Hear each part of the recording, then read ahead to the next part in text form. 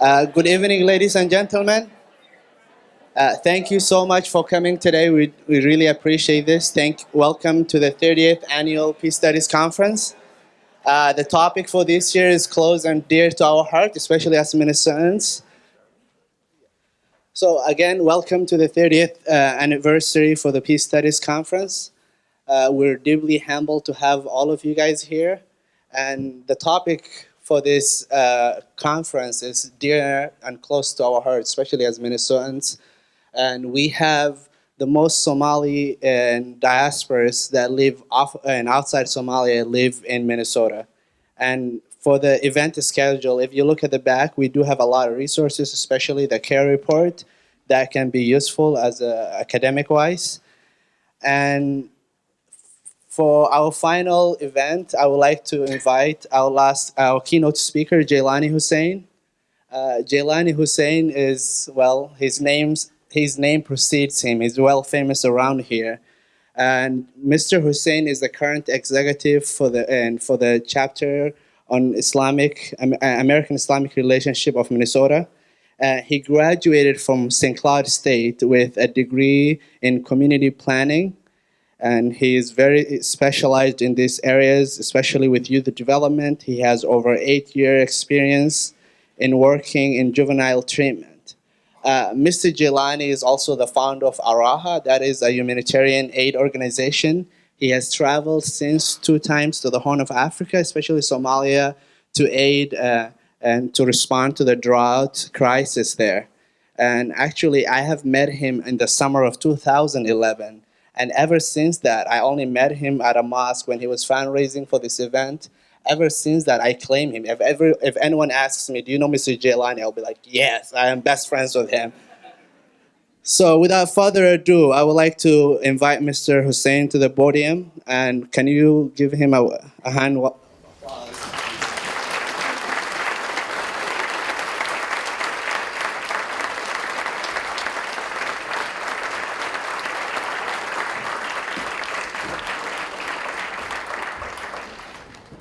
I'm going to turn on my microphone, but what an introduction, huh?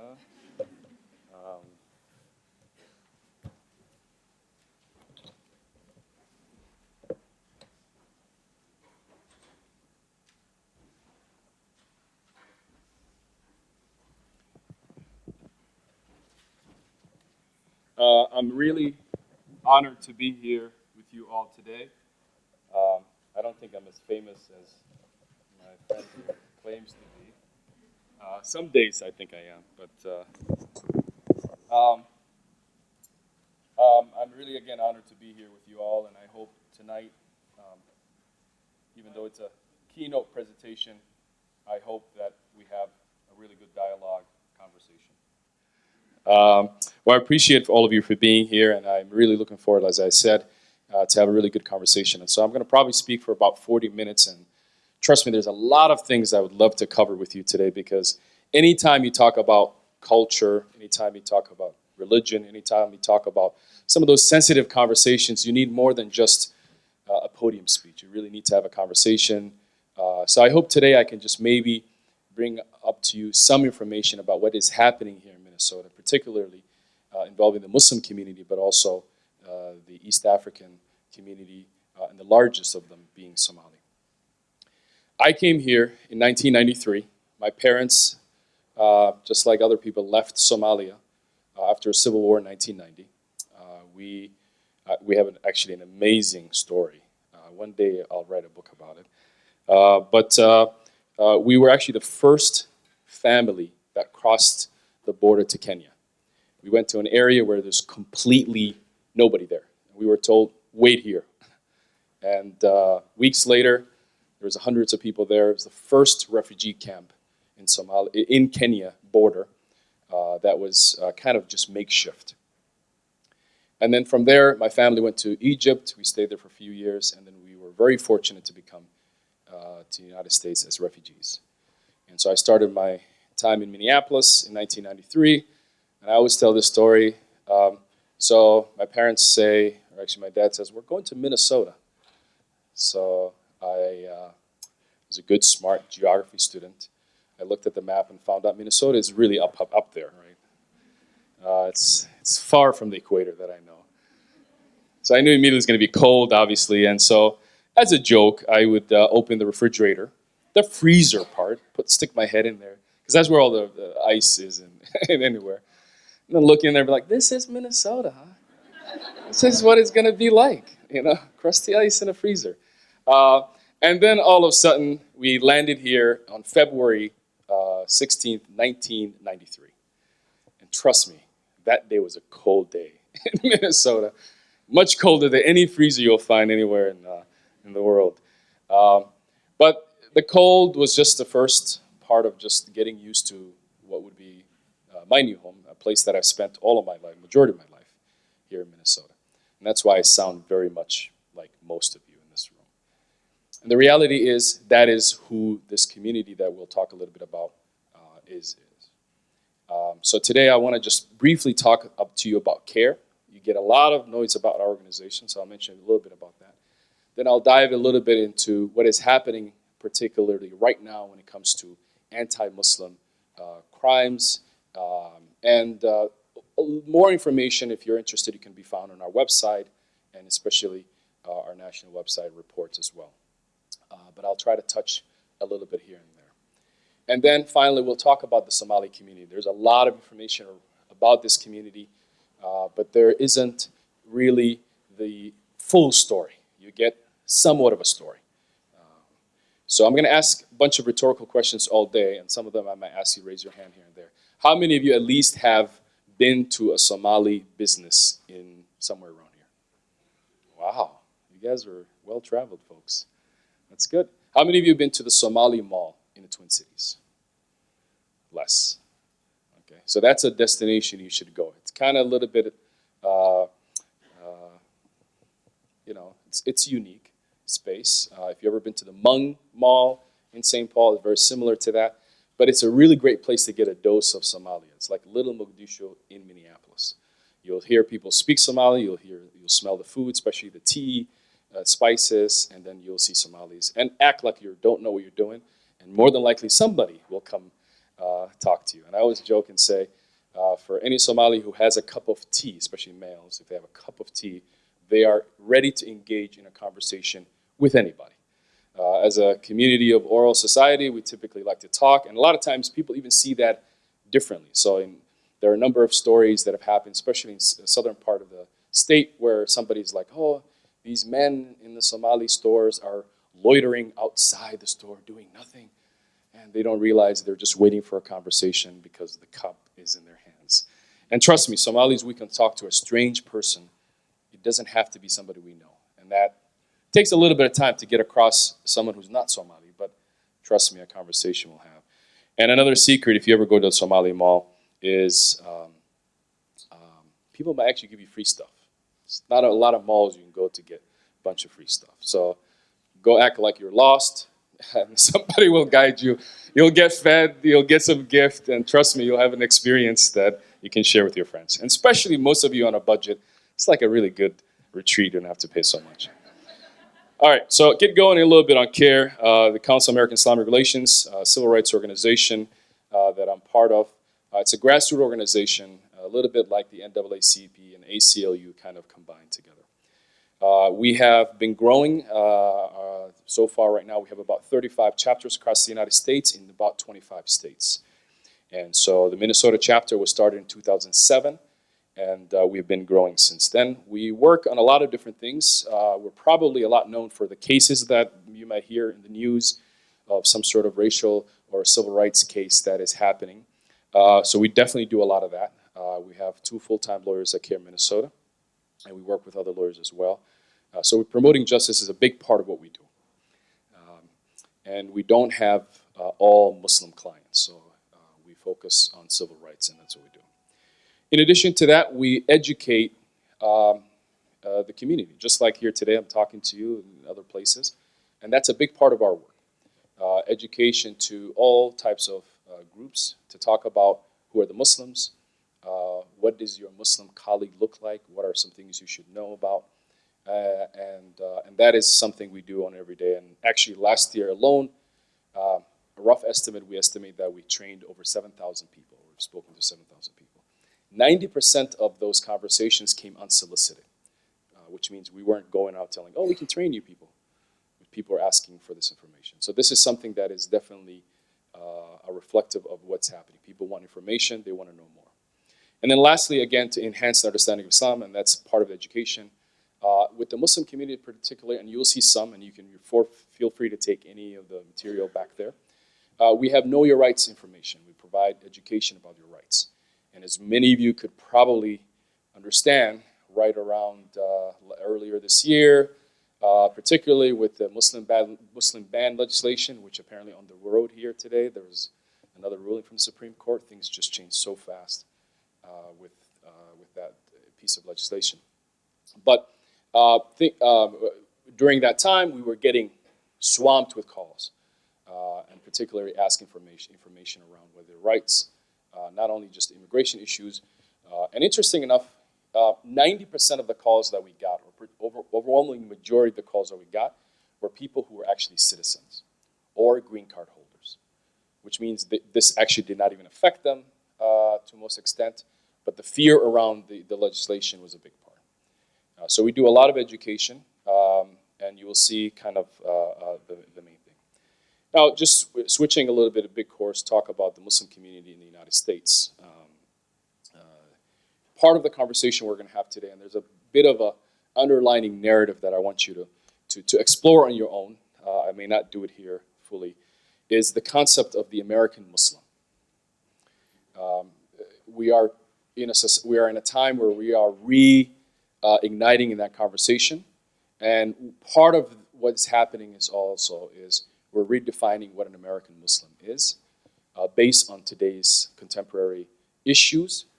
And what is happening, unfortunately, to the Muslim community is history is being completely omitted to a certain extent in conversation, because the American Muslim population, as many of you may know or may not know, is a very old community that was actually, according to some historians, part of the first Mayflower ship that came over.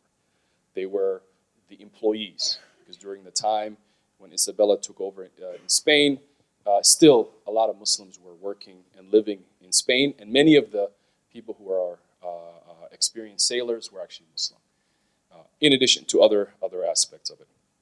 But in this graph, you can see kind of the population in the US. One segment, which a lot of people are completely unaware because of that history, again, we had just mentioned, is the African-American population.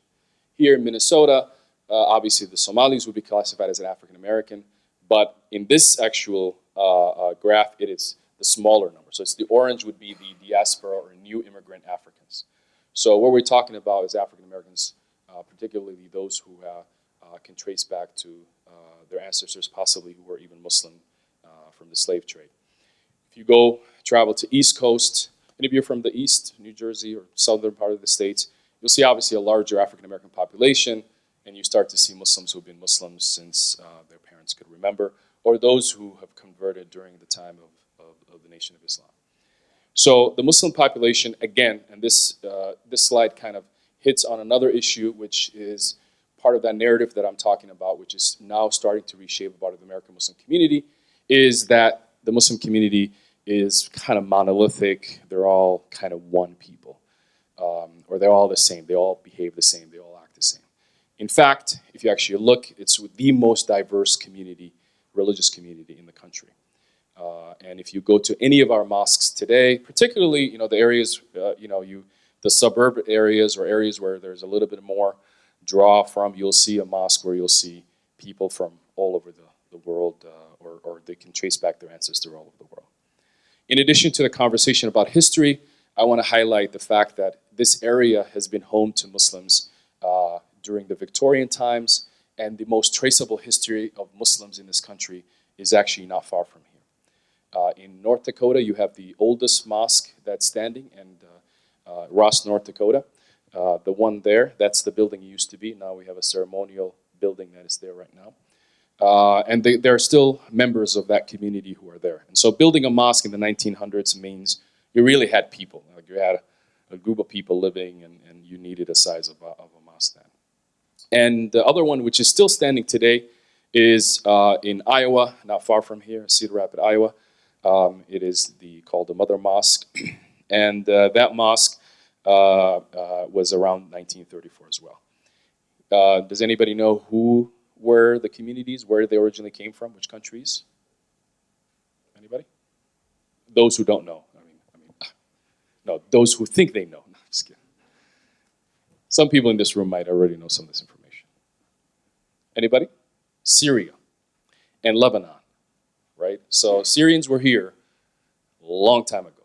And now if you have a conversation about Syrians coming to this country, we have a whole to do with it, right?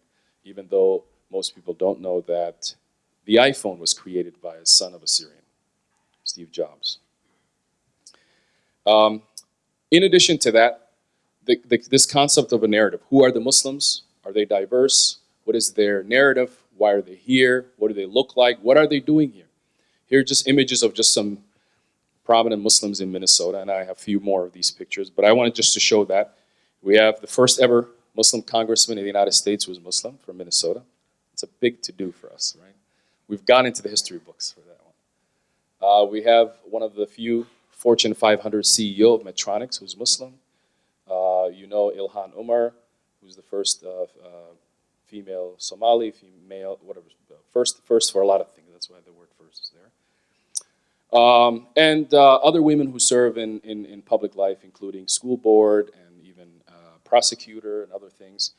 And I added a cute young guy, Somali kid, who is the story you'd never hear about.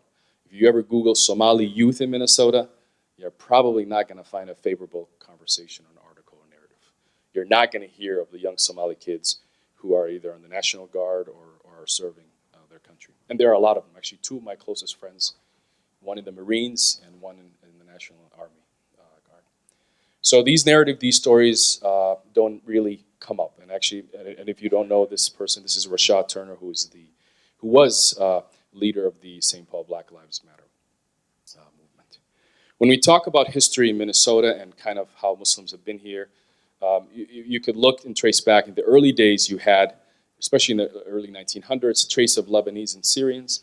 So just because we had a mosque in Iowa and one in North Dakota, it means there was Muslims here as well. So we have a lot of pictures and documentations around that as well.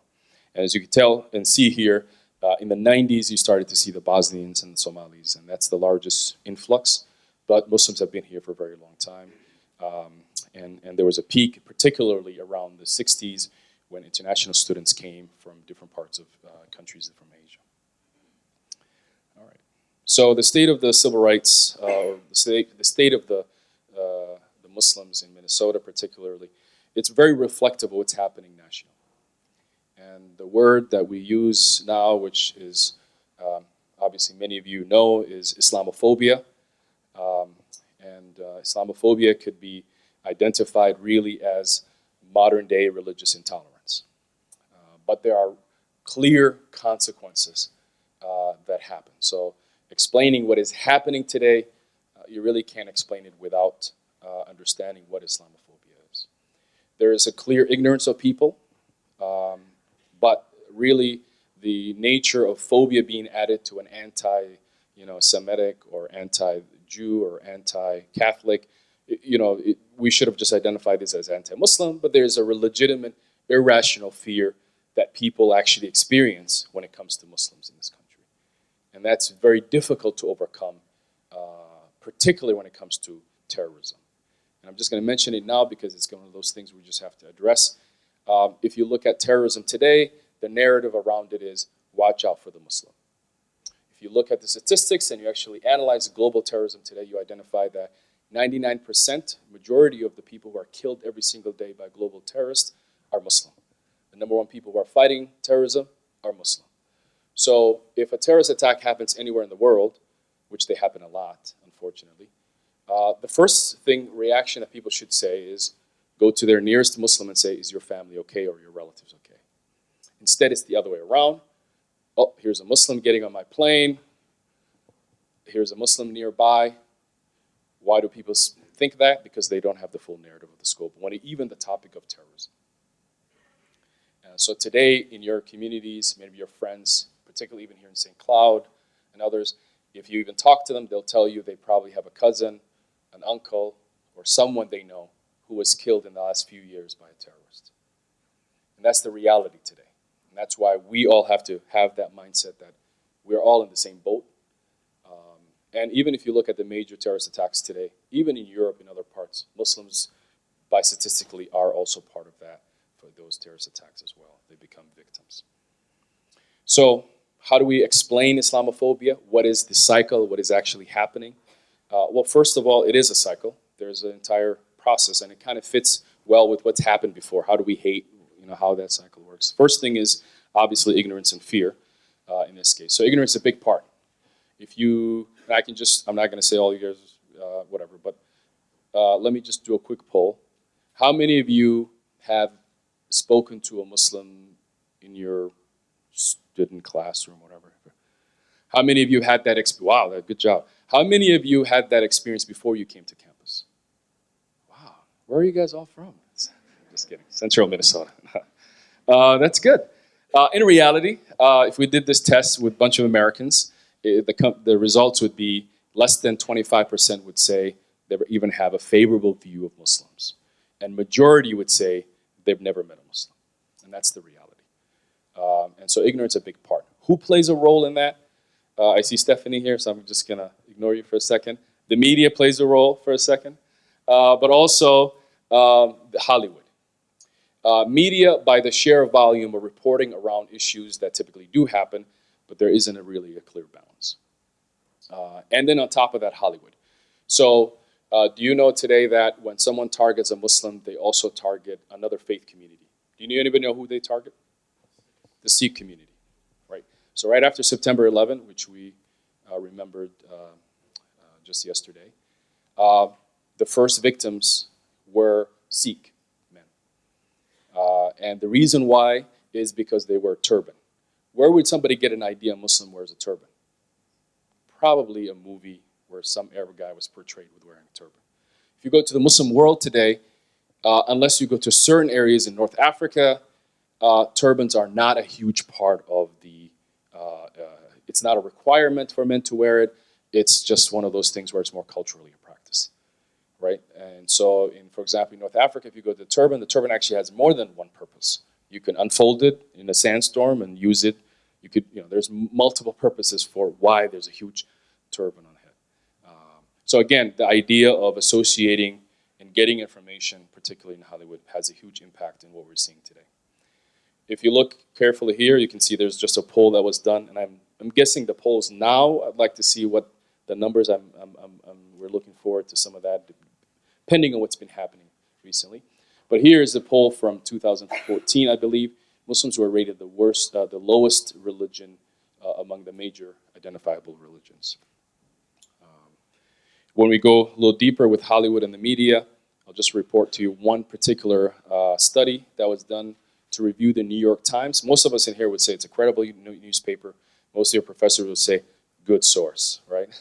Which is still a good source. But when there was a study to look at the coverage, particularly around different topics and also Islam and Muslims. And what they came up with was over a 25-year period, the average negative story on any of those other identifiable topics were around 29%. So you're getting about 29-30% of negativity around any of these major comparable topics. When it came to Islam, it was over 60, close to 60%, 57%. So even if you're watching or reading the New York Times for 25 years, you're more likely going to come with some sort of a negative view based on the volume of coverage around the word Islam and Muslims. We're actually trying to do something like that, or a miniature study of this around some of the local papers to see where we can have a conversation around balanced. Most people, going back to the Muslim ban, most people don't know that during the time when at the time candidate Trump, but today President Trump, mentioned the Muslim ban on the campaign trail. There was a study done, and they found out 2/3 of the primary voters, GOP primary voters, actually agreed with the Muslim ban. So it was something that sounded kind of weird to the rest of the people, but actually to the base and those who were actually voting in the primaries, it was an important part of what they supported. Islamophobia is an industry. What does that mean? It means that many people are in it for the business. Because as I mentioned earlier, when it comes to ignorance, everybody's looking for information. And specifically when it comes to non-technical, social, cultural issues, people have all types of opinions. So let me give you an example. If we're going to talk about calculus and limits and something like that, and whatever, not a lot of people are going to come up with their own weird theories, right? There's not going to be some random guy who's like, calculus doesn't exist. And then, you know, like most people just like, right? But the reality with cultural stuff, because most people are just unfamiliar with it, they like to get, you know, kind of a review of a person, right? They like to get an actual conversation with someone. And so a lot of these speakers, a lot of these individuals who write these books and things like that, what do? They say, I have the story. I know these people. And unfortunately, we're in academia, so we can have a conversation around, you know, we can get books and sources, where, you know, right? But in the real world, we're real people in real community forums. That type of questioning and reasoning and logic completely goes out the window. And if you add to the earlier point that I mentioned, this irrational fear, people are already afraid, they just want information, and they get even more afraid. Today, the statistics show that you're more likely going to be struck by lightning twice than to be caught up in a terrorist attack in the United States. But if you ask most people in Minnesota and many parts, what is their biggest fear? Terrorism is on their mind. The voters of 2016, terrorism was on their mind. Not to say terrorism shouldn't be on our mind, and we should be vigilant and we should be concerned, but at the same time, it's not as where we make it out to be. Give you an example. Most people who are a little bit older in the room would recognize there was a time where there used to be these drills where people did, on a given basis, to go under a desk. Anybody remember that in the room? Okay.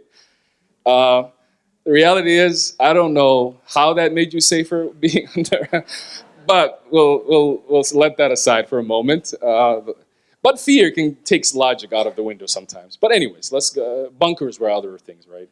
But the point is, today we have more nuclear weapons in the world than we've ever had during that time. And speaking of the word nuclear today, knowing what's happening in North Korea and in that region is a very scary thing. But yet, most people today are not practicing that. We're not having those drills. You know, people are not going under there. No one's building bunkers. Some people are. Nobody's building bunkers. Why isn't that fear at a level? Because we've heightened certain things and certain conversations to a level where we can no longer become operable. And actually goes against what we should be doing. Because if we are now so afraid of every time we see a Muslim, we're afraid Muslims are going to, you know, the percentage of Muslims in the United States is around 7 million, so less than even 2%, not even 1%, according to certain numbers. The reality is that percentage of people in this country are not going to completely just take over the country. But people do believe that. People do believe that.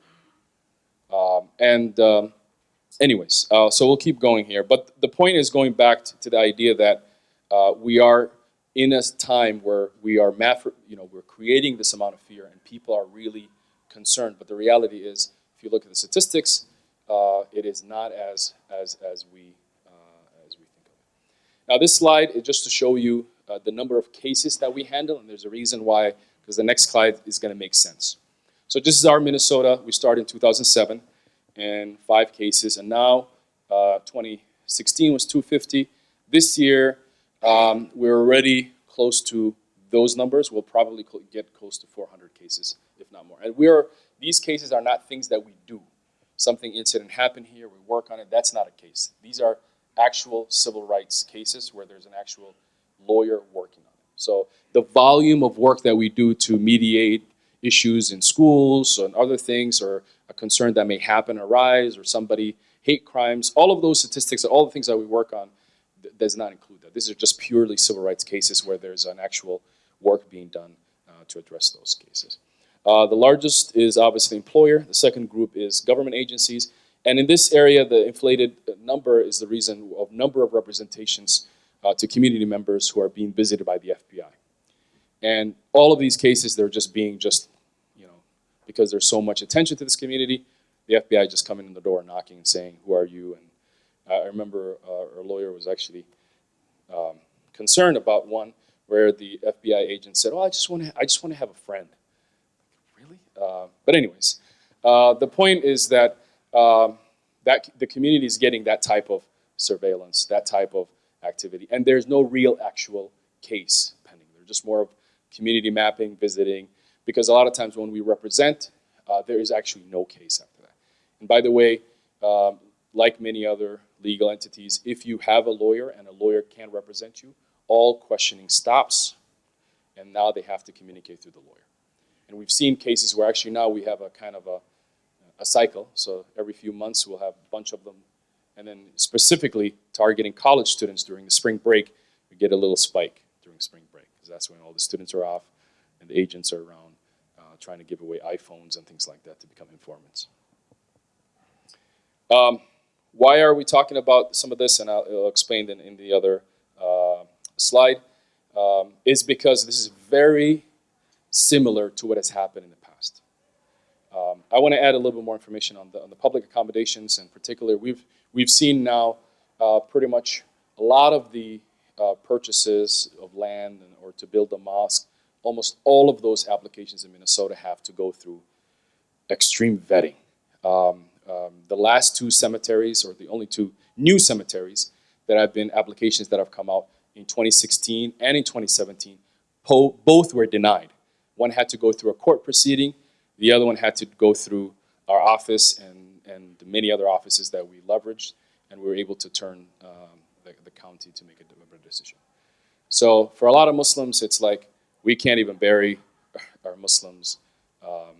And one of the interesting stories of the southern, the Twin Cities Cemetery is that the Planning Commission, or this Townships Commission, made a specific rules around the cemetery.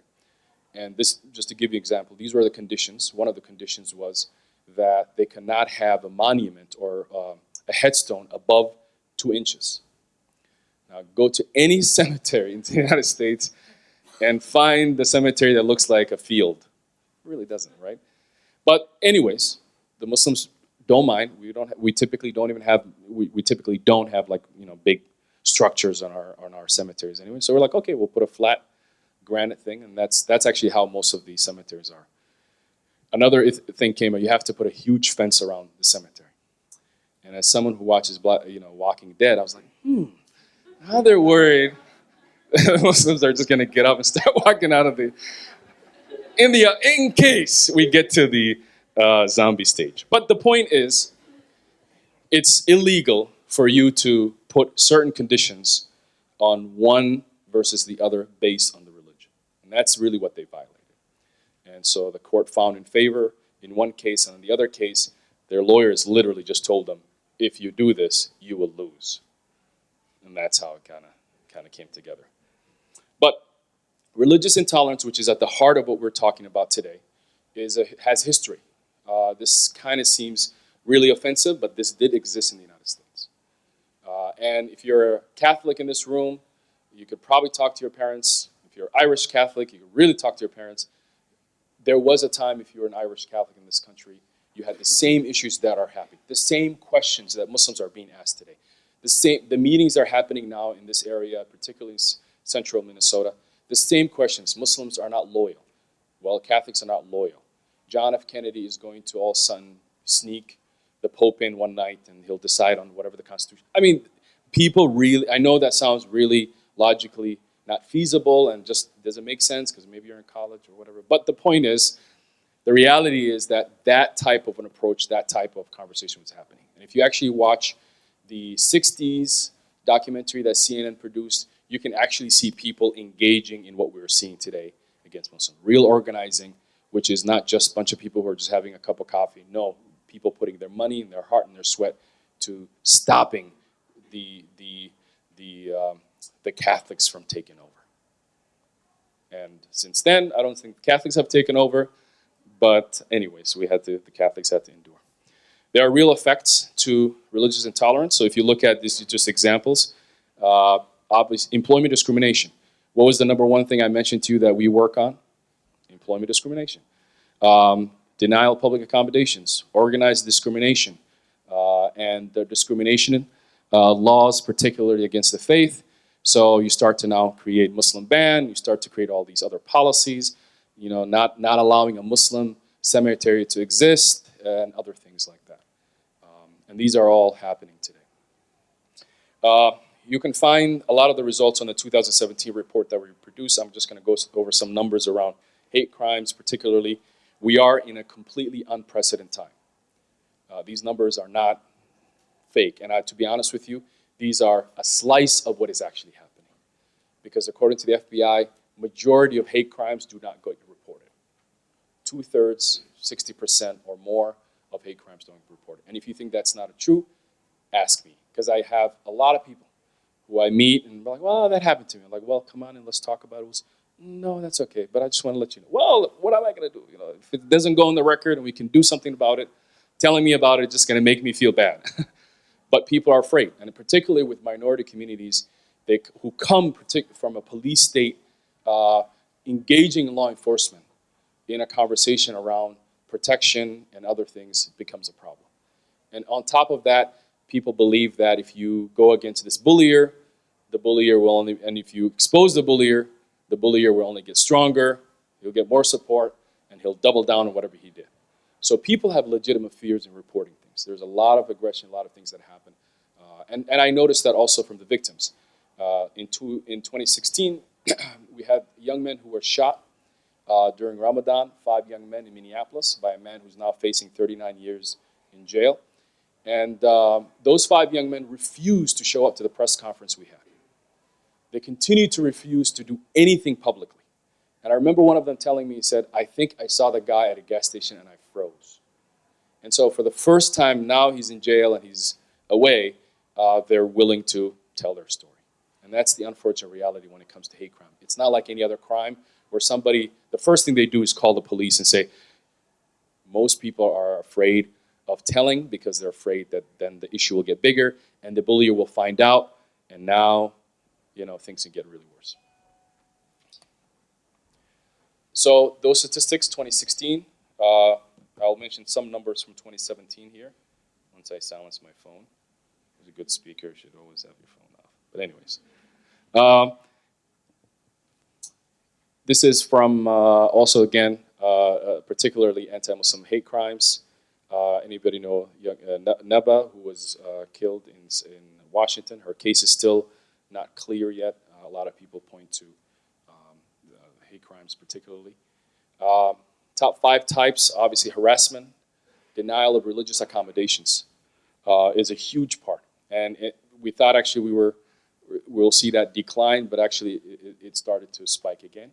So all of these incidents, again, happening all over the United States, and we're seeing them grow. So where it's happening, obviously, the ethnicity, national origin.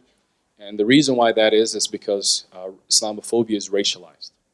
So in northern Minnesota, the targets particularly are international students, many of them not even Muslim, but they just look brown and they look like a Muslim, right? So that's unfortunate, the reality. So ethnicity is what the person looks like, people target them.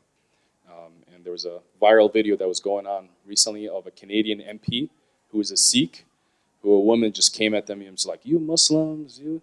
And he didn't respond to her, but he wasn't Muslim. But again, it's racialized. The idea people see it, hate through that lens, which means most people don't even know why they hate. They just are projecting a lot of just anger. Again, women, a huge target. You wear the hijab, you're like a walking banner. And a lot of women were concerned. We had a lot of calls. People are like, should I put a hat? And many of you know the incident that took place, or the tragedy that took place in Portland, Oregon, where the 3 men went in the aid of 2 Muslim women, and eventually the man who was harassing them killed 2 of them. Again, why did the man target? Obviously, hijab was an easy way to target people. Place of worship, again, that number is increasing, and we'll come back to it again a little bit on what happened in Bloomington, the first ever, at at least we know of history where a mosque was actually bombed with an IED happened here in Bloomington. Thank God nobody really got hurt. I was actually out of the country during this period of time, so many of you may not have saw me. I was somewhere far away, but I visited the site, and actually you could see the bricks crack. So the actual brick wall started to crack. So this was a very powerful so obviously, we're not blaming Trump. We are. Because he has done absolutely nothing to go against the evil that has come out, the bigotry that has come out, and all of the things that are happening today in front of us. His administration has been filled with a lot of the Islamophobes that have been known for a long time. Steve Bannon, one of them. Many of the other individuals who are no longer part of the organization, or some still around, are part of the Islamophobic network that has been created over the last, particularly strengthened in the last 8 years. But we saw just a complete increase everything, where airports, ports, people at school, everything was happening. You know, just people we were overwhelmed. Let's just say that at CAIR and many of our allies as well. If you just look at this number here, from January to March of the incidents happening again at the airport. And these are people who are brave to tell us, I'll be honest with you. I've been in those shoes where I've crossed the border and went through a very, you feel that you're almost like not coming back into your country. Like you gotta beg to come back. And I've had horror stories of crossing the border. Things have improved. So recently when I got back, it was the first time ever coming outside from the United States. Even on a study abroad trip, when I was in St. Cloud, I was the only student from a study abroad trip of 15 students that was pulled into the secondary questioning. And this is 2008, back in the days. But anyways, this is the first time I ever come in where they didn't put me in the secondary. Well, last time I was really kind of angry at them and stuff. And last time was just earlier in December of this year. Again, I'll just say numbers are high, and you can read the report. I want to talk a little bit about the Somali community. There's a lot of information, but I want to just quickly just go give you some statistics, some information. The first thing I want to say is people are extremely unaware of the narratives that are being developed in Minnesota. So I have a friend of mine who his father is from Palestine, his mother is from somewhere in Mankato area. So his sister goes and helps out their grandparents' diner on 169. And when people come up to her wearing a hijab, they identify her as Somali. Like, you're Somali. No, really, I'm not Somali. But what does that mean? That means people who are learning about this information are grabbing bits of pieces of information. And people are now identifying this community as the Muslims or it, like they're one piece of the pie. When you talk to Somalis, there are a lot in the room here today, I could tell, or at least assume a few Somalis. Yeah, at least a brave one right there. But if you ask the Somali and say, what is Somalia, right? Put on the poster board a few things. They'll mention things that they're very proud about, right? Nobody tells you the things that some person in their community has done, but the reality is they tell you the good things. And that's who we are as human beings. We share the things that are, positive as well as negative, but focus on positive. So Somalia has history, a long history. These are caves in northern Somalia, which date back to 9000 BC. Somalis they're happy too. I mean, unfortunately, the Civil War and all of that, but there's still people living. And also, where Somalia is located, we have a lot of beach, folks. So hopefully when Somalia gets safe and you have your Somali friend, trust me, we got a lot of beach for a lot of people. But also, I mean, just like this is the projection of what Somalis is. Somalis will project what they know of their country and all of that. Unfortunately, if you asked any American to come up with the same board, general average, right? Not somebody like you guys here who've all met Somalis. But let's say, this is what they know, right? They know the movies. A lot of millions of people watch Captain Phillips, right? Everybody has it on their DVD or whatever. And Black Hawk Down. Interesting enough, both of these movies about the Somali community have Minnesotans in it, right? So you have Abdi Barkhad, who actually was nominated for an award, and Josh Hartnett from Minnesota, who played the Black Hawk Down Marine. So again, but the point is war, the point is refugee. That's the message that most people know. And even in Minnesota, it might even be much worse than that, depending on what's happening and where and who you're speaking with. But the point is, Minnesotans, Somalis, just like anybody else, they're part of the wave of refugees coming to the United States. And their story is no different than any of you. Just, it's like you guys are like maybe 5 generations ahead of Somalis, right? But the reality is the same thing. Better opportunities. And people always ask me, the biggest question I get asked a lot is, are Somalis assimilating? We are. Trust me, we are. Because if you go to any young Somali kid, they definitely don't like the Somali food, right? So the reality is, once you're here, you're here, But there are certain things that are still going to define you different, right? So, and that's the reality with any community. Why Minnesota? First of all, it's a great state, folks. People ask, why are you? It's a great state. I mean, if you travel across the country, we're up there. And the winter is a good shield from mass population, right? Tell them it's cold. Tell them again it's cold. Just, we don't need a lot of people here. We're good. Slow growth, right? When we need them, we'll tell them how warm it is. Maybe the Super Bowl will tell them how warm it is in the sun. Unless it's a vortex, right? It comes in a vortex. We just tell them on February how cold it could get. No, great weather. Obviously, if it's weather is one of those things. Is about perception. Even on a sunny day, somebody could whine about it, right? So I've had people in the summer like, I miss the snow. Really? Come on, you got to talk about snow right now. But the point is, weather is a thing. It's a conversation in Minnesota. And for the first time, I shared this in the past, but I had a conversation with a gentleman named Larry Fisk who lives in Brainerd, and he said something I've never heard before. Maybe some of you folks know. He used the word winter as a verb. He said, how did you winter? So I guess that's only Minnesota. You could turn the around. A lot of people believe also the 90s welfare reform. People believe Somalis just all showed up because of welfare. There was a large movement of people from other states who came to Minnesota, but that was early 94, 96, and most of the Somalis came much later than that. It was really about low-skilled jobs, and today, the reason why St. Cloud and Little Falls and many of the central area is the turkey plants that nobody's working at, who needs jobs, who people can work at with low English proficiency. And then also Somalis just like to move. We like to move a lot, except my family. Where are they in the U.S.? Majority obviously here in the Twin Cities. We have the largest population. But if you look a little closer, and I don't have a second map, but we're not all clustered in the Twin Cities. So we have a population in Rochester, southern parts, Faribault, Owatonna, and then also southern states. And then we have obviously Fargo in North Dakota, substantial population and growing. I'm going to go through these slides a little quickly so we can have a conversation. But again, statistics to show that the percentage of Somalis who are born here is sharply increasing. So we're looking at right now 37%. It could be even higher who are actually born here. So when you talk to Somalis, you may not assume, especially your college mates, some of them might actually be, I was born in wherever, Ramsey County. But anyways, when did people started to come? So I guess my family were right there in 93. We made the blip.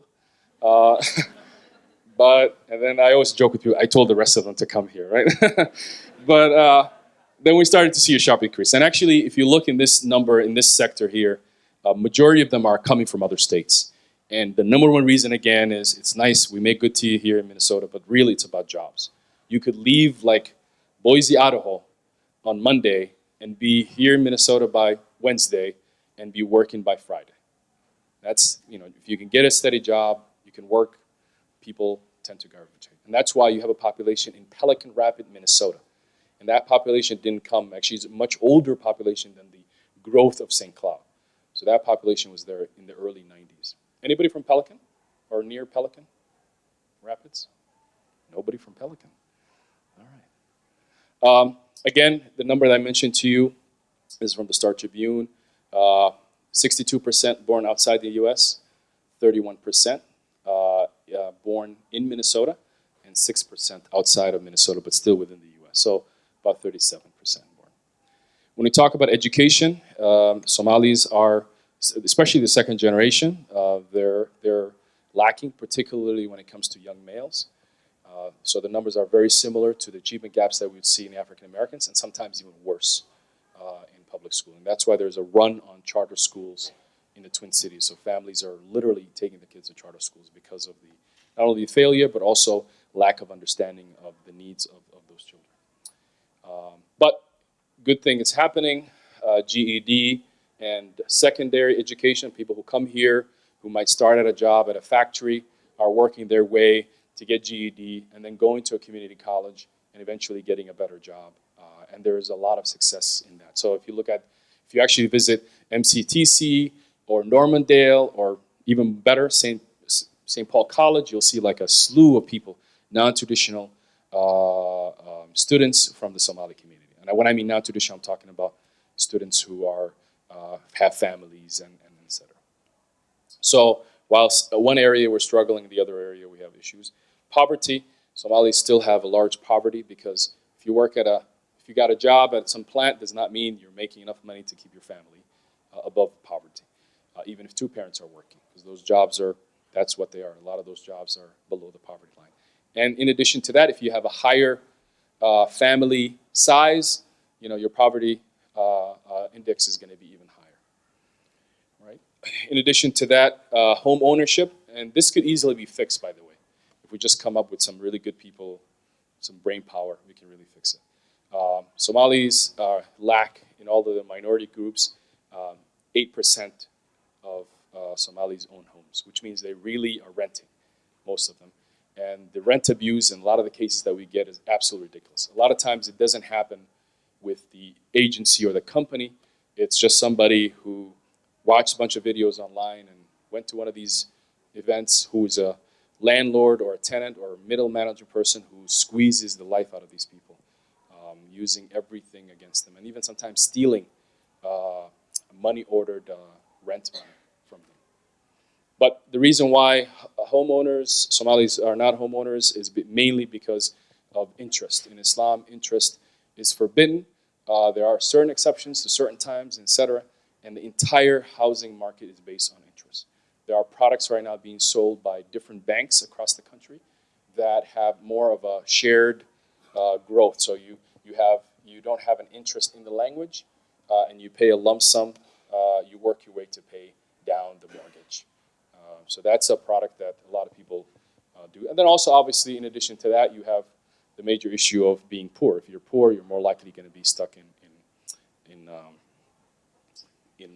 renting.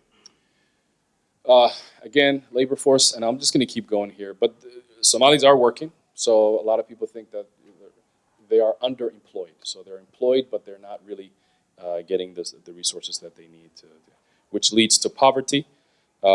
Some areas, as you can tell here, we're talking about in the 70s, 70% of the working being in the poverty. By age, and this will be a good place to kind of make a quick change, is that the majority of the population will be people who are born here. So I will be outdated soon.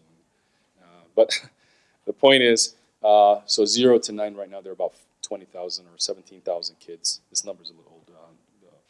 About 17,000, 20,000 kids running around in the school systems. Again, education, we talked about it a little bit. This is what kind of the general for Minnesota is. For advanced degrees is the top, and then kind of walking your way down. So you see in the Somalis, you have a large, less than high school.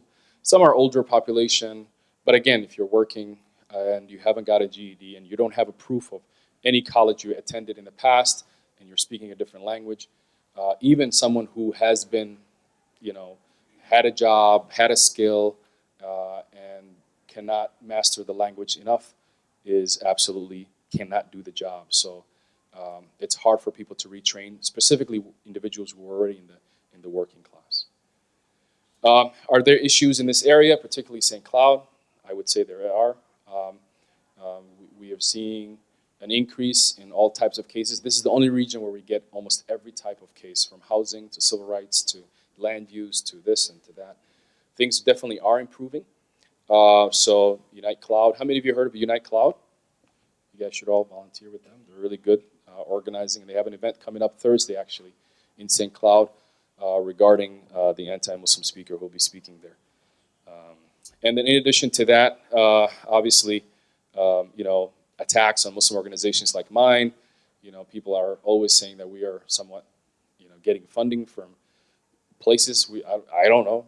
But the reality is, I wish they just come to me, and I'll show them where the books are, and I'm more than work on them to make them a donor once I show them the books and what we're working on. But again, this idea of perception, of people, and most people who are already hearing about this information are getting bits and pieces of information and acting upon that to create this false premise, false notion. So the community is responding. Even Governor Dayton came out here a few years ago and was very strong about his words around supporting and welcoming new immigrants. But things are still happening. This is just a few months ago to, again, Muslim women kind of being pushed around. This happened, Ferdowsa's case happened in Moorhead, Minnesota. And she was just with her child going to get groceries, and a man literally who was spewing hate just stood in front of her. Now he could keep talking, but he literally tried to deny her from coming into the store. And I really believe there's a lot of Ferdowsas out there, but she was brave enough to fight it. And I think a store clerk came to her, and who actually was Somali. And then eventually they called the police. And there was no real charges brought up against, because there was no cameras to show that this man was denying her from coming into the store. This other woman, which actually I know her husband, I know her very well, she was followed by a car into a parking lot, harassed, the whole scared her very much, and she was with her 1-year-old son. So these types of aggressions are happening. The question is, what drives somebody to just go to a random person and be like, "You Muslims, yeah, da, da, da, da, da." But that's happening. And we have instigators. We have a lot of people who are instigating, not just on online, because not a lot of people are online. Everybody's like, "Oh, everybody's social media." Not everybody's on social media, but they're still getting the information. They're still fearing this tension. They feel this fear that they have to act. And unfortunately, they're preying on particular women. And so in March of this year, 2017, we had one of the craziest, ridiculous attacks. Everywhere is happening. There was a stabbing in Minneapolis. The next weekend, this happened. The next day, the woman happened. It's like just this whole March incident's happening. And obviously now with the incident in Bloomington, we are concerned. The community is concerned. And we are also starting to see people not showing up to events, public events, people drawing back from being available. And then you're seeing other people. Other people feel like they need to arm themselves to have safety and security. So the community, specifically with all of what's been happening, there's a great deal of fear. So fear is really growing on both sides. Those who don't know really well about Muslims, and on the other side, Muslims themselves fearing because of these increased number of attacks. So how do we reverse it? Well, first, the most important thing is educate. And I don't mean educate in the sense of, come up with you could, I'm not saying all levels of education, but I really mean the easy one. And the easy one is for people and allies and community members to just be available to share your experience that you've had about the Muslim community. If there is any conversation today that you can have and everybody will have your attention, is it about Islam and Muslims?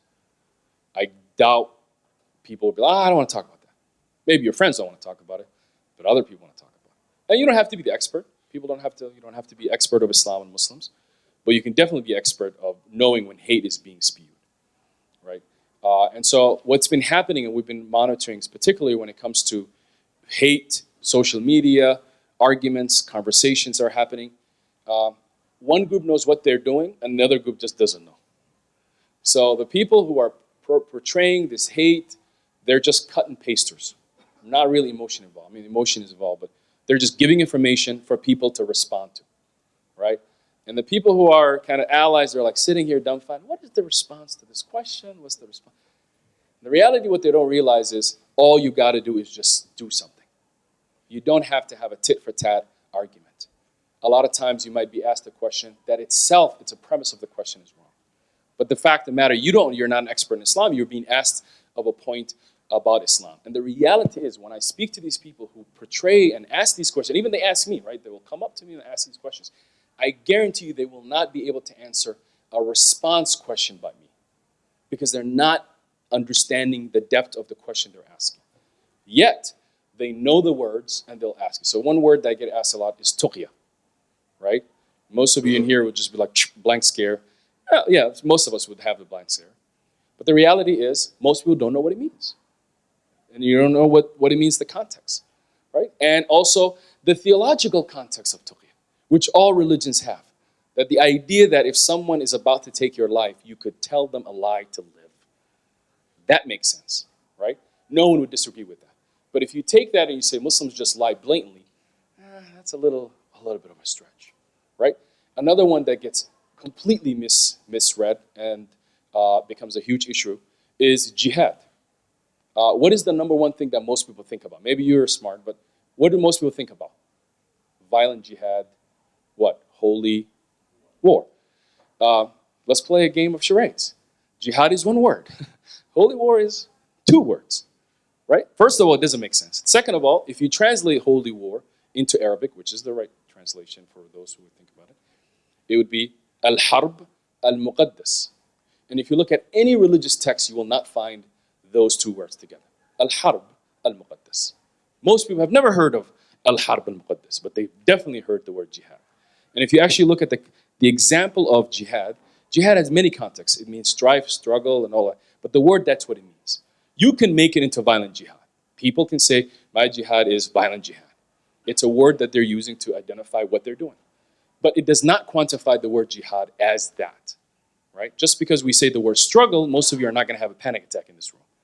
But if somebody says jihad, oh my God, now it's like a panic attack, look for your peace, whatever, right? The idea is people have identified this to something, but in the real world where it came from, it's not even there, right? And so that's, again, the concept of how you could be thrown at something and then the response, well, how do I respond there? The jihad exists, and what, right? So again, it's understanding and being able to respond. So I've always told people, educate, advocate. And advocate, what I mean is be the person in the room that is trusted that could possibly rebuttal an argument of someone you know in your community or in your family circle who you think you don't need to convince. You don't need to turn them over. You don't need to make them whatever other party you want them to make them, but just at least be able to be in the room and say, that's not right. And give them an advice. Don't just tell them you're wrong, but give them advice. Well, why don't you come with me? We'll go visit a mosque or we'll do something. And I guarantee you, most of the times they will not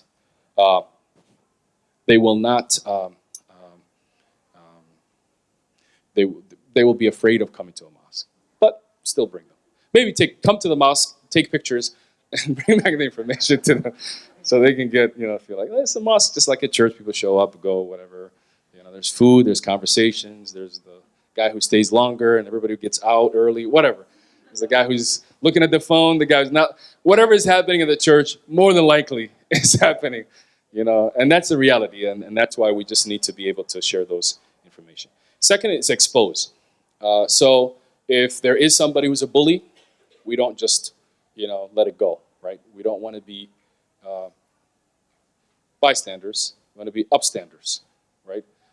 So the reality is we want to be able to do something if the time is appropriate, as long as it's safe. And I really mean that, because you don't know what condition or what environment or what that person is doing. And unlike Europe, folks, everybody here in the United States, there's a lot of folks that have guns. So you want to be safe even in your intervention. One of the most recommended things to be kind of a bystander or a supporter or upstander or whatever is to turn the entire attention from that individual. So this is the number one bystander training, is just the person who's being attacked or being verbally harassed, speak to them about anything else. How's the weather in Minnesota, right? How's the weather? And we start complaining right away. But anyway, so just start having a conversation, turn that person away, and that's the best way to diffuse the situation. Instead of saying, you, ignorant, whatever. Now things could escalate. So that's a good recommendation. Finally, we need to empower ourselves, but also empower people around us to speak the truth. And really, that's what's missing right now. A lot of people just don't know. they don't have anything to share. So empower yourself. Pick up a book, read something, share something. One of the most powerful things right now that we recommend people to do is actually to go and share a personal story on your social media account about a topic and make it personalized. And I guarantee you more people will respond to that than a message from CAIR. Stop all the hate. No, like nobody's gonna listen to that. But if you personalize it, it'll go a long way. Now I'll share with you a story of a young woman in Awatana who did that, who shared something on her social media, and people in like all parts of the United States were talking about it. So I'm gonna quickly run through my presentation here. I told our guests that we don't have an audio, but I do have an audio, so I'm gonna play one video. We had an event on March 25th of last year, and the event was titled around creating a campaign to engage 10,000 Minnesotans to challenge hate, all forms of hate, but really to do that. And so we started the campaign, and we had a really wonderful event. We had about over 1,200 people that came and 1,500 that registered. And it turned out to be a really good event. And we didn't just have, it wasn't just a serious talk, it was a mix of everything. Because that's the reality of life, it's a mix of everything. So here's just a short clip of that event. What is at stake is our collective progress. What's at stake is our country's ideals. What's at stake is the beautiful democracy that all of us love. You are standing for what our American values are all about.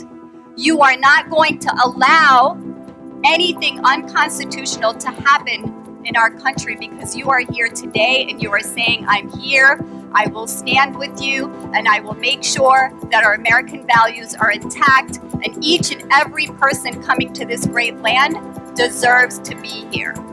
Let's give it up for our allies.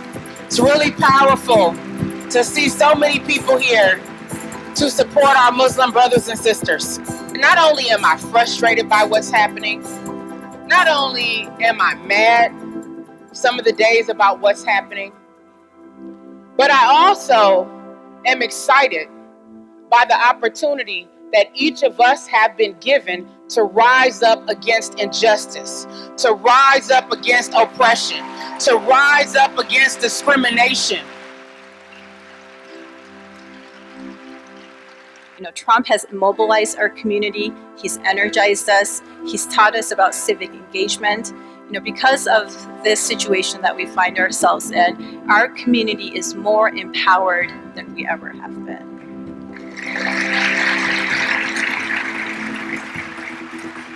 So many of you in this room today, since the election, have been calling many of the Muslim organizations. You said, hey, I'm here. I want to do something. I don't want to just be a bystander.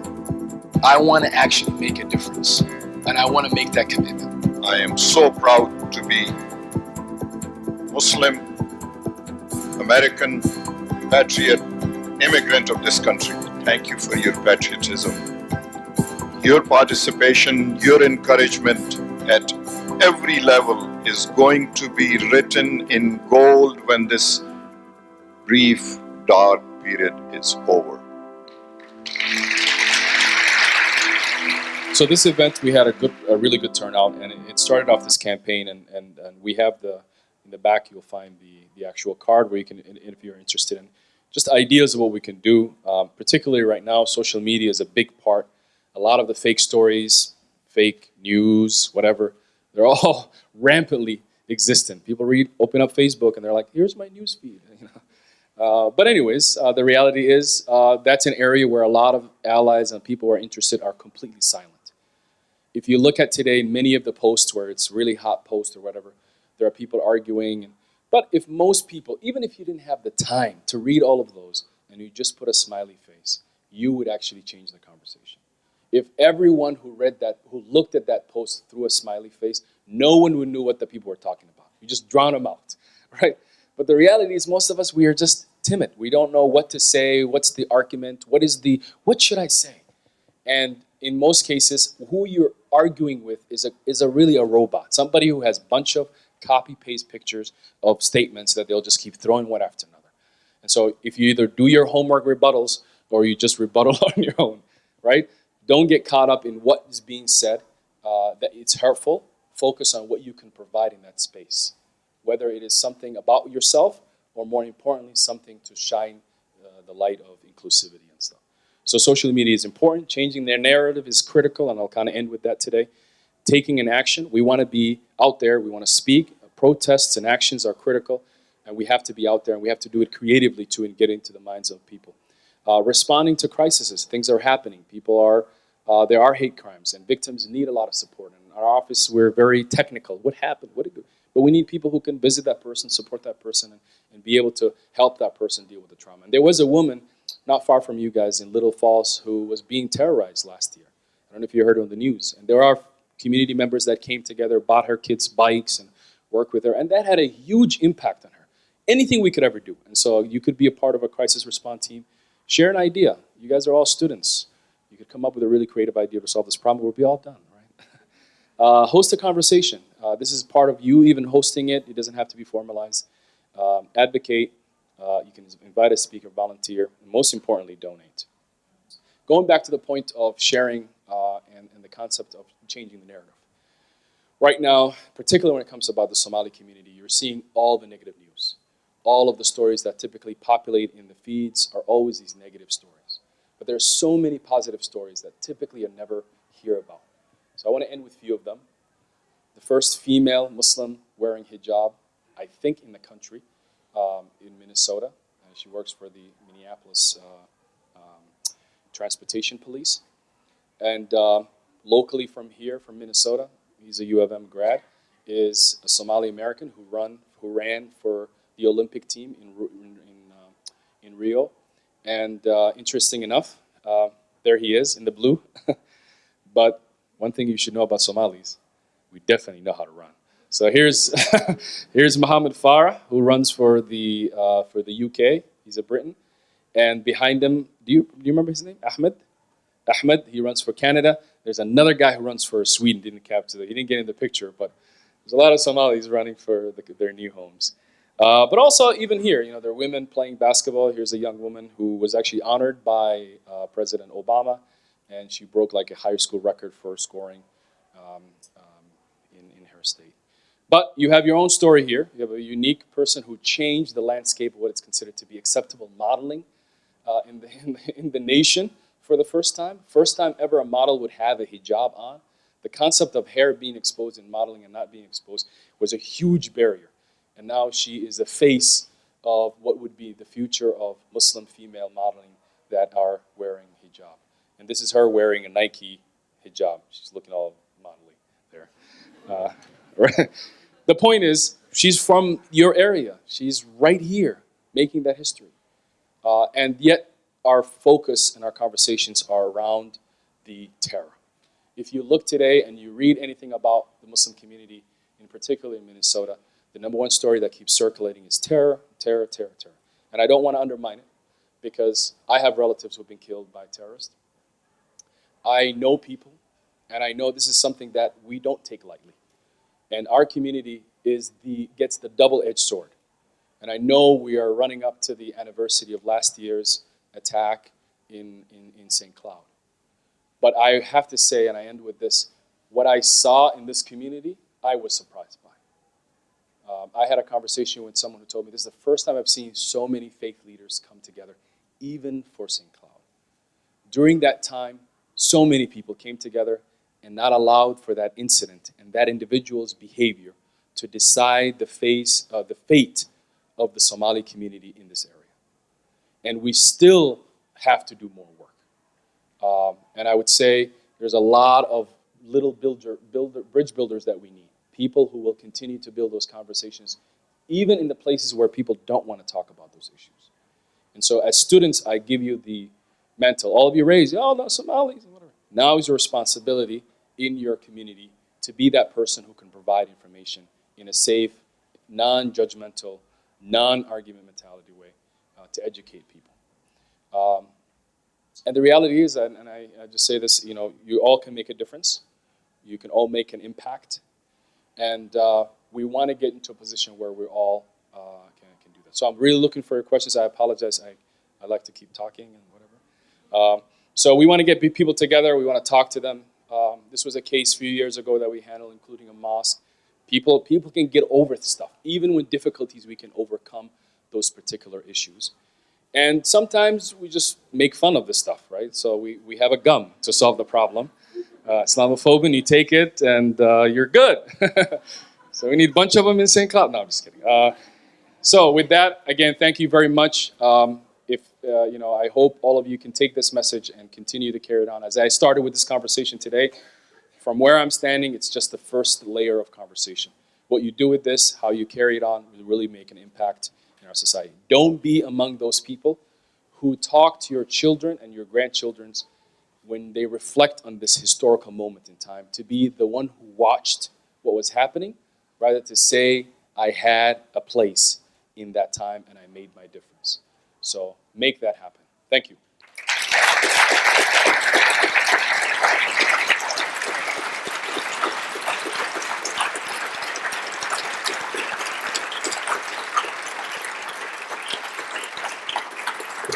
So we'll open up for question and answers. If anybody has, they can raise their hand. Yeah, so we have time for 3 questions. So just raise your hand. Nice ball, man.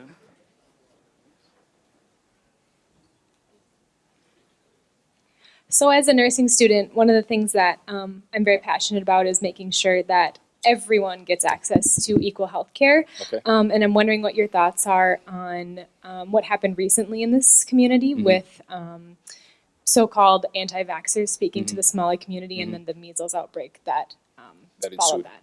So the measles outbreak is another example of, and I wish I had a little time to talk about this earlier, but not understanding what is happening in the community. So a lot of these Department of Health, and I'm not saying the department doesn't have Somali employees, but having employees who can provide an accurate information of what's actually happening in the community.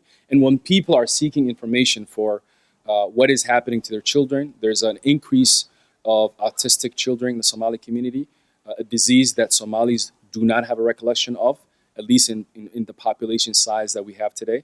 And so people are asking questions. They're looking for as far and as wide as possible. So if you're not going to constantly create that information for them, they're going to look it for somewhere else. So actually, they even brought the guy who's behind the whole autism, whatever, Mercury research. So I think, you got to be able to educate the community, and the health issues will continue to, there will be other health issues, as long as you don't have a point on that, and you're also the actual hub of information that people can come to, that can rely upon. All right, second question. Where are the hot burning questions? All right. So my question is, so we talked a lot about Somalis in Minnesota and about the status of human rights. So what's about Somalia itself? How is the status there, and how is the community connected to Somalia itself? Good question. So, Somalia has uniquely been the precursor to what we're seeing today in many of the somewhat developed countries, but really underdeveloped countries. We have a war in Yemen, in Syria, obviously, and in Libya. But before all of these hot fires and all these conflicts, you had Somalia. So Somalia was really a guinea pig for what we're seeing: complete stateless, not having an organized government. And so today, Somalia is definitely on the up and up. So in 2011, there was a kind of a dark period of time. It was the worst time. There was a huge, massive famine that killed nearly 250,000 people, mostly children. And during that time, a lot of the countries, and a lot of credit goes to Turkey, they started to really put a lot of effort in rebuilding Somalia. And from that, in 2011, we are starting to see a sharply increased of stability in southern Somalia. In other parts of Somalia have been somewhat stable, but yet there's still not a unified country that is operating the way it should be. But Somalia still has conflict within itself with the terrorist organization Al-Shabaab, not allowing for the government to function. But still, there are other issues that the civil war kind of revealed. So there's a lot of hope and that's why more people are going now, because it's much safer. Just like myself, I was there about 3 weeks ago for a month, and so things are improving, and people are definitely taking part. A lot of people who even are in the poverty scale, as you saw earlier, still send a lot of money, sometimes a third of their income, to their loved ones in Somalia who rely upon that alone. And so sending money home is also a big part. Young children, typically who are born here, sometimes families, if they can afford it, they send back. So there's still a really good relationship, but if you go to Somalia, I mean, right now, it's not one of those countries that the United States will send anybody or recommend any travel. But things are definitely improving. Good question. Yes? What would you say to people who say that it is not the duty of the United States to take in refugees? So that's a good question. My answer would simply be, if you look at the vulnerability of individuals across the world, the most vulnerable individuals are refugees. And they have historically will move. Populations of refugees will move. They'll either go to their neighboring country, but they will still continue. So if you look at the population of refugees across the world, their destination where they started and where they ended today in years is far. So they're already going to be moving. Organized refugee resettlement gives countries the ability to, and also to control, to a certain extent, the flow. If you close the door on refugees, I guarantee you they'll find a way to come in. And this country has always been a country that needed people for a long time. Now we're just getting finicky about who do we want and who we don't want. As far as the threat of refugee becoming a threat to the United States, which is a legitimate concern, if you look at today the models that exist for actual refugees, it is one of the most vetted systems. It's more vetted than visa. Students who come across, refugees go through extensive background. Actually, that delays the amount of time a refugee can be resettled in the United States. But if you look at it, for example, today in Myanmar, in Burma, you have all of a sudden 127,000 people who just decided to leave. Where do they go? And also, what does that mean for future interests for that country? So the United States has interests in a lot of places, right? So if you're not going to be the person who comes to aid people, you're also going to be seen as the aggressor as well. So there are many positive things to why refugees come. But as an American, I would say, this country has historically opened its doors. So if we're going to ask the question of if we should allow refugees or not, we should start with the Native Americans and ask them first. Say, should we, whatever. Then if they say, come on in, then we're good, But I would say that statue in New York, it's called Lady Liberty. There was no real. The only thing that people were doing was really checking if you're a different color, but really they were just checking for you if you had diseases or anything else. So you had a quarantine period, whatever. Many people came in through this country with that, with no hope, no help. No one's going to do anything for them, to work hard and make it. And that's really what America's about. America is a sink and swim type of a life. I know we sell the dream that everybody has a nice car. That's what Hollywood tells the rest of the world. But you got to work in this country. You got to make something of yourself. If you don't, living in a poverty is not life. It itself could be a prison of itself. And I'll be honest about that, because if a goat herder in Somalia can live very freely, somebody who's on welfare in the United States may live actually a worse life than someone who lives on fraction of what they get in a month, an entire year, but at least have a life that is much more dignified than living in a difficult condition like that. So that's a really good question, though. I appreciate that for asking that. And I think that's a question that we should ask, but I think we should not take the historical context of what we were doing, and also the other aspects of our interests. As the United States, we have a lot of interest in making sure that populations that shift like that, we can play a role in addressing those issues as well. And one last thing, the dirty secret of immigrants and refugees is businesses need them. Let's be honest. Most of the businesses today cannot operate with you guys. You guys are going to be asking for $25 an hour. They're not paying you $25 an hour, that's a low end, right? That's your beginning salary for some of you. Some of you may make like $70 an hour or whatever. But the point is that you need low-skilled wage workers, and typically refugees and immigrants, this is an area where they fit So even Somalis, why they come here, it was really part of the need. So it was a kind of match made. You know, people needed jobs. They were willing to do that work. And trust me, some of you who've worked hard, if you work in some of those factories, you could work for a summer. Imagine working there for 8 years, you know, doing the same exact task. And anyways, that's a really good question, and I hope I didn't overstep my answer. Yes. So thank you, Hussein. Let's give him another round of applause.